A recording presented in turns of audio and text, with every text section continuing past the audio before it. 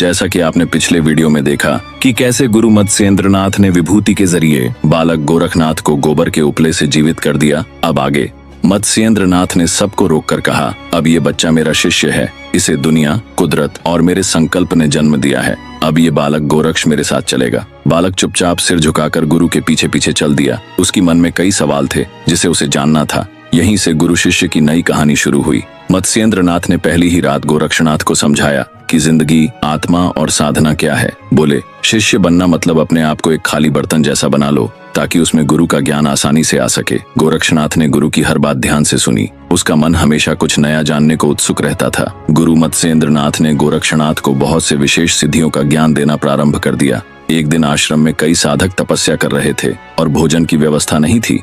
मत्स्येंद्रनाथ ने गोरक्षनाथ से कहा, बेटा, सभी साधक भूखे हैं, जाकर उनके लिए कहीं से भोजन लेकर आओ। गोरक्षनाथ अपनी झोली लेकर निकल पड़ा। रास्ते में उसे एक घर दिखाई दिया। वह द्वार पर गया और बड़ी विनम्रता से भिक्षा मांगी। माता, भूखे साधकों के लिए कुछ भोजन दीजिए। लेकिन गृहिणी ने न केवल उसे भिक्षा देने से इनकार कर दिया बल्कि उसे ताने भी दे दिए। खुद मेहनत करो, ऐसे ही मांगते फिरते हो, न जाने कहां कहां से आ जाते हैं, भागो यहाँ से।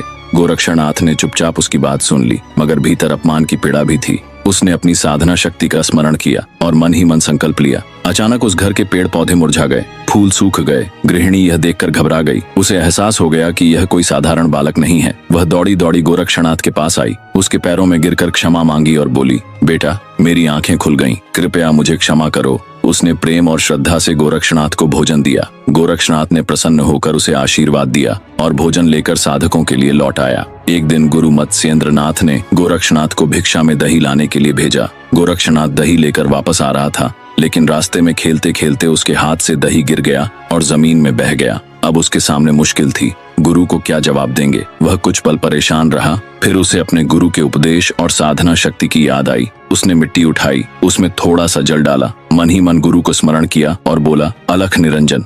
आश्चर्य की बात यह हुई कि मिट्टी धीरे धीरे दही में बदल गई। गोरक्षनाथ दही लेकर गुरु के पास पहुंचा। गुरु ने जब दही का स्वाद लिया तो वह बिल्कुल ताजे दही जैसा ही था। मत्स्येंद्रनाथ मुस्कुराए और बोले, यह तुम्हारे अतुट गुरु भक्ति के कारण ही संभव हो पाया। गोरखनाथ अब बड़े हो रहे थे। गुरु ने गोरक्षनाथ को हिमालय में, जंगलों में, शमशान में, नदियों में तपस्या, अघोर तंत्र, मंत्र और दिव्य साधना का ज्ञान सिखाया। ज्ञान अर्जित करने के पश्चात मत्स्येंद्रनाथ ने गोरक्षनाथ को कहा, अब तुम्हें इस संसार में भ्रमण करने के लिए जाना चाहिए और नाथ संप्रदाय का प्रचार प्रसार करना चाहिए। गोरखनाथ अब निकल पड़ते हैं एक नए सफर काशी की तरफ, जहाँ साहिब कबीर उनकी राह देख रहे थे।